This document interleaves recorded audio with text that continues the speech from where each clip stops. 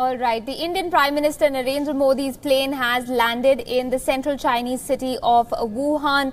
We're waiting for the Prime Minister to alight from the plane. He has arrived there in the Chinese city. Let me go across to my colleague Siddhant Sibal, who's joining us live on the broadcast to talk more about Mr. Modi's visit to Wuhan.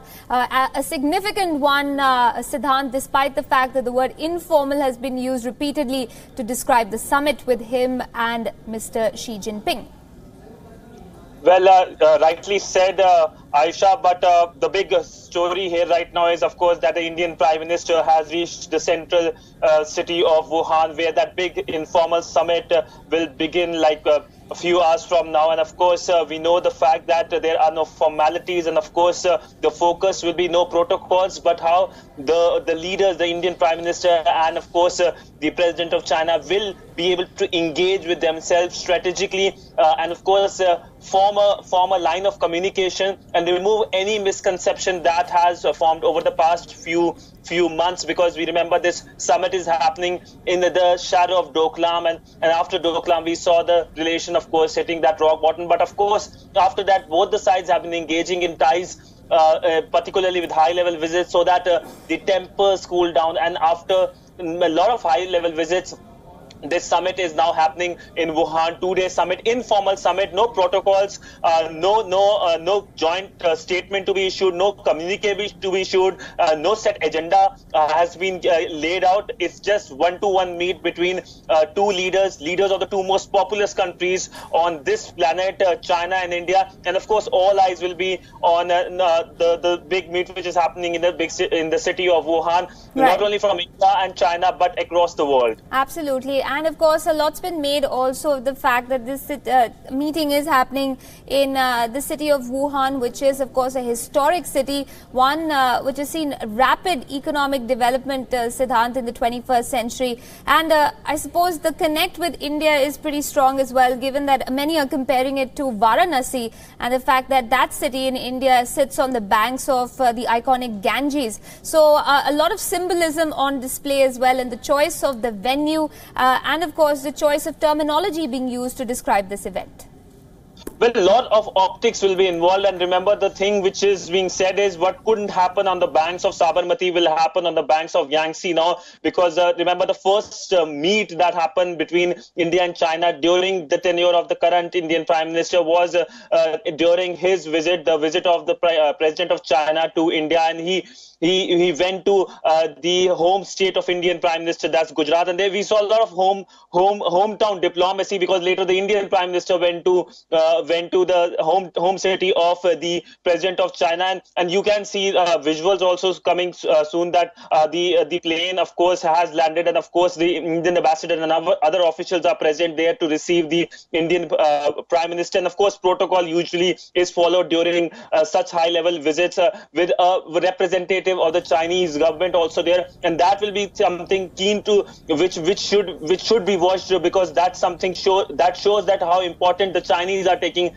this visit. And of course, already the Chinese media is abuzz with a lot of stories, a lot of positive stories. Even Global Times is coming with positive stories, a newspaper that of course has been high on rhetoric during the Doklam crisis. Absolutely, and I'll press you further on that in just a second, but for viewers who are just joining us on the broadcast, these are visuals from Wuhan, the central Chinese city that is going to host that informal summit between China's President Xi Jinping and the Indian Prime Minister Narendra Modi. The man has arrived in Wuhan. We're seeing visuals there of the Indian Prime Minister's plane, which has landed in Wuhan, waiting for him to alight. Already there, of course, is the the Indian ambassador to China, Gautam Bambawale, who is part of the welcoming team, so to speak, for the Indian Prime Minister Narendra Modi. As we're building up to his arrival, his coming out of the plane, let me go back to my colleague Siddhant. Siddhant, you were mentioning, of course, the overall optimism that has sort of invaded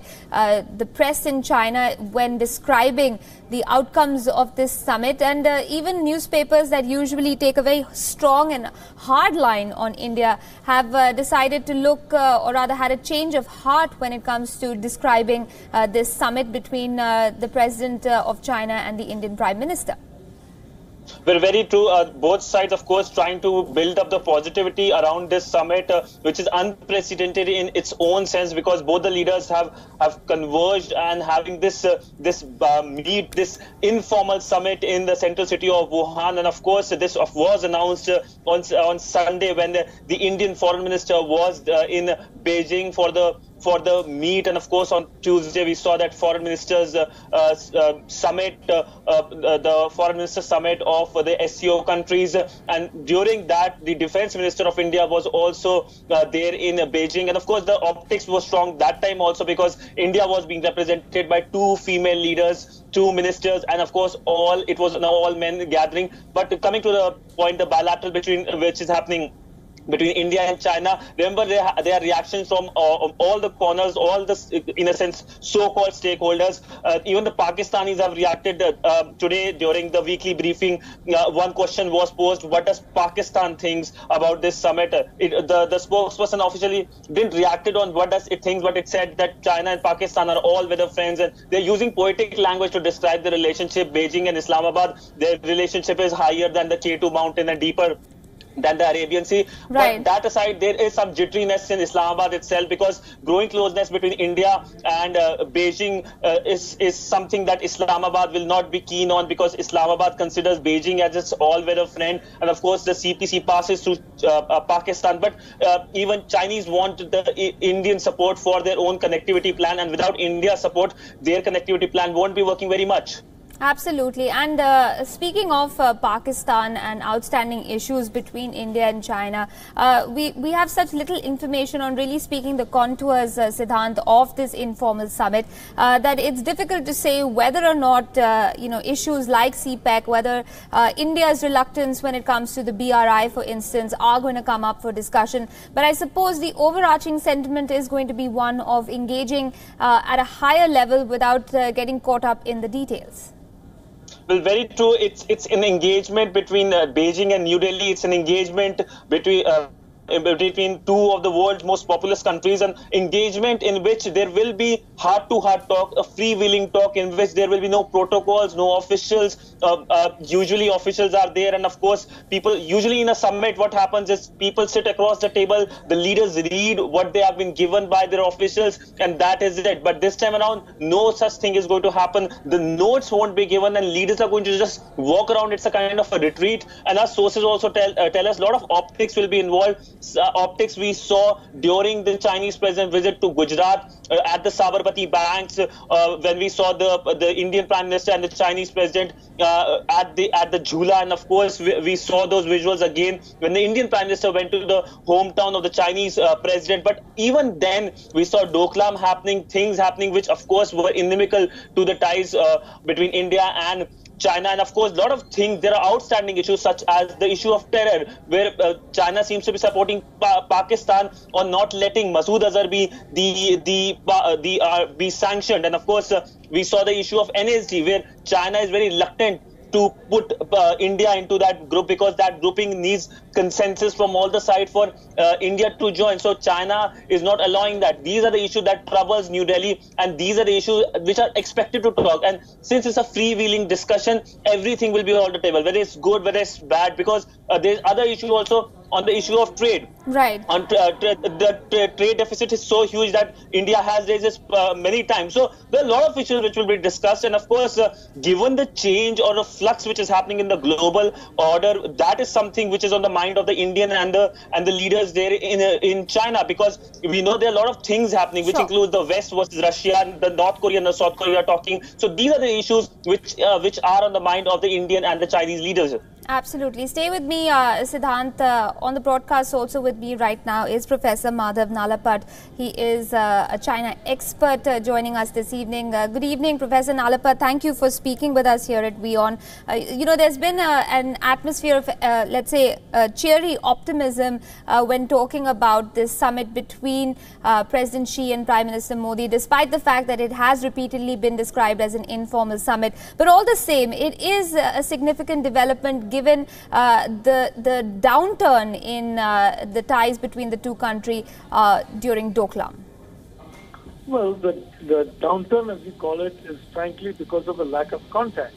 Now, take, for example, China and South Korea, or China and Russia, and China and Japan, any of its neighbors, look at the number of flights between China and those countries as compared to the very small number of flights between India and China, even though they together account for 2.6 billion people. It is very sad that we regard it as somehow, something such a strange thing that the Prime Minister of India and the President of China are going to want to meet on a one-to-one basis, on a personal basis, every now and then. It should be the most natural thing in the world for the two leaders who today administer 40% of the globe's population to meet. And I'm really delighted that both President Xi and Prime Minister Modi have taken this very courageous step of showing that they are very, very keen on a good relationship between India and China, and in fact that they are now going to try and lead this process so that it becomes a much healthier process than we have seen it for several decades. Absolutely. And of course, the fact that they've sort of taken charge of engaging in this dialogue, the diplomats have been kept out, notes have been kept out. Really speaking, any structure that one associates with engagement at this level has been kept out. So I suppose this is a significant move on the part of both the Chinese leader and the Indian Prime Minister, who's on his way out of the plane. He's alighting there in Wuhan as we speak, Professor. Well, I'd like to point out that all the great experts that we have, all the great officials we have on both sides, all they have done is make a royal mess of things between India and China, very frankly. So I don't blame the leader of China. I don't blame the head of the government of India, frankly, for saying, look, we're going to try and talk among ourselves, and we're going to try and talk, and see what the kind of commonalities between our two countries, our two peoples. Is not just between two DGMOs or two NSAs or two foreign ministers, but between two peoples, two civilizations, two cultures. And I think it's a reflection, frankly, of the failure of our so-called expert advisors and officials, that we have had so little progress in India-China relations all this time. On both sides, very frankly, there's been a total failure and a lack of imagination, which is why I'm delighted that now the leadership level in both countries is taking up the baton and is now seeking to put things on a better keel. Absolutely. Can I ask you, Professor Nalapat, do you feel that India's lost some strategic leverage on issues like Pakistan, on issues like CPEC, BRI, because of the fact that, let's say, a certain laziness perhaps had slipped in to the engagement between these two Asian giants so far? Well, I'd like to say that we have to think with Indian brains and not with brains from any other country. And there are countries that would like to see India and China fight each other. And one of those countries, frankly, is Pakistan.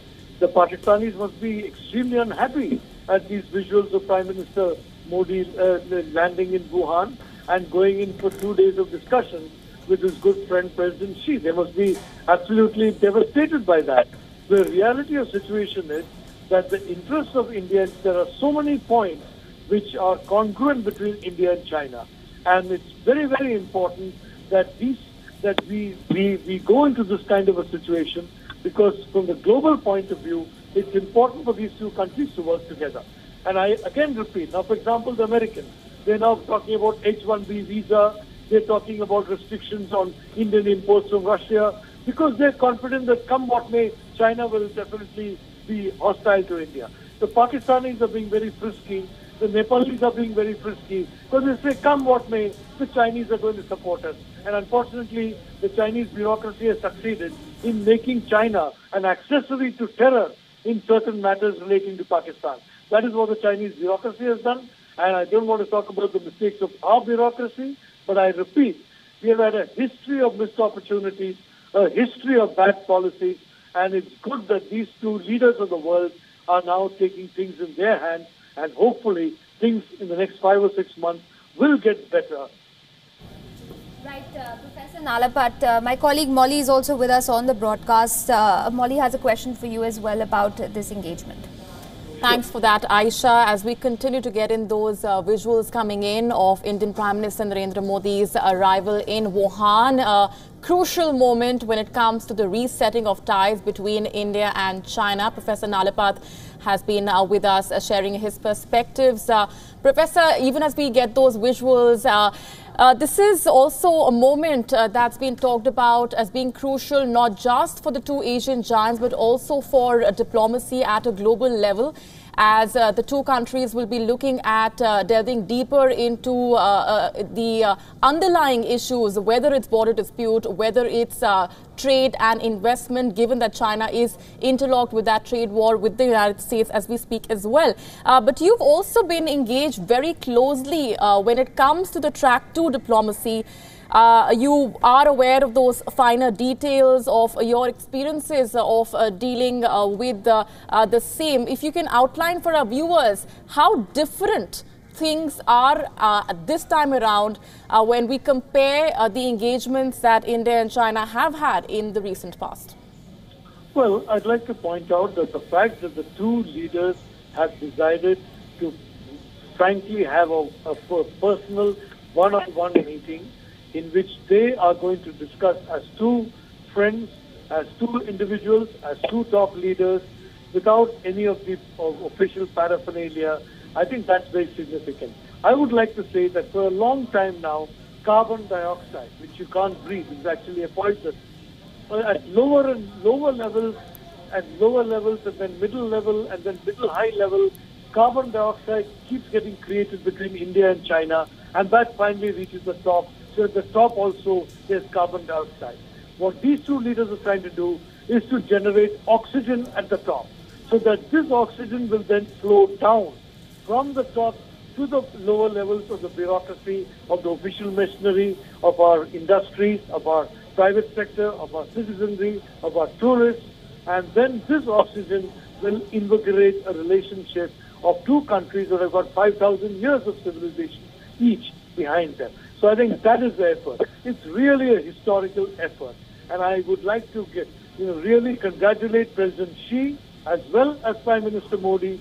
Both are taking a significant political risk because in both countries there are major constituencies who are of the view that the other country is an enemy country. Of course, that helps third countries which want them to be enemies. But these constituencies are now being ignored by Xi and by Modi. And I'd like to congratulate these two leaders on this effort they're making. And I certainly hope that it will become successful. Indeed. And Professor, this is a personalized level of diplomacy that we are talking about, and also the choice of the venue for this summit being Wuhan and not Beijing. Beijing, of course, is official, while Wuhan is not. And that also adds to the layer of informality that is, of course, common throughout the summit. And what is being talked about is that the two leaders want to know more about each other, want to keep it extremely candid. So the choice of Wuhan also being equally interesting. Well, I'd like to point out that Wuhan was actually where the Cultural Revolution, the impetus for that really began. And we have a lot of negative commentary about the Cultural Revolution, mostly from Western sources. But the reality is that the Cultural Revolution completely demolished the old ways of thinking in the Chinese Communist Party and created the ground for Deng Xiaoping to introduce his reform. There would have been no Deng Xiaoping reform, there would have been no modern China, but for the fact that the Cultural Revolution demolished a lot of the old structures. Now, in my own case, I've been looking, frankly, to see some of these structures, the colonial administrative structures of India, some of the other colonial structures, frankly, disappear into history. It's not happened yet, but it has happened in China, it's not happened in India. So the fact of the matter is, both countries need to go beyond their past, and they need to go beyond the old structures to deal with each other, because these are the two countries which are going to play a major role in the 21st century. We are already now entering almost the third decade of the 21st century, and we can't have a situation where 40% of the world's population are at rivalry with each other and enemies of each other. We need to ensure that there is a working together of these two countries. So I'd like to say that, in my view, there's a lot of congruence between India and China, and the Chinese leadership and the Indian leadership realize that. And that is why in Doklam, for example, not a shot was fired, not a soldier was injured, no Chinese company was harassed in India, no Chinese tourist was harassed in India, no Indian company was harassed in China, no Indian tourist was harassed in China. This happened because Prime Minister Modi and President Xi understand the importance of India and China working together. Now they have, in a sense, come out of the closet, and they've acknowledged that, yes, we believe in a good, shared, friendly relationship, and this meeting is evidence of that deep belief of both leaders.